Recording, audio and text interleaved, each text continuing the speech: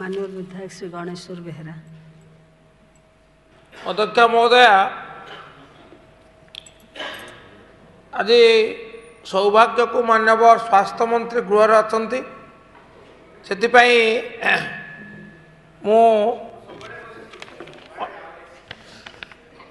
आज प्रसंग में आपण उपस्थित निश्चित भाव में मत उत्साहित करुचे विस्तारित भाव में मोर ए दाबी उपस्थापन करने।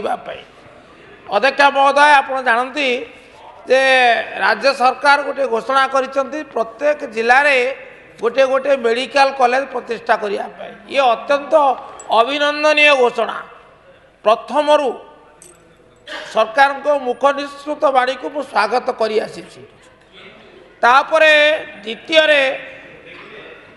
इतिमध्य यही घोषणा को वास्तवायित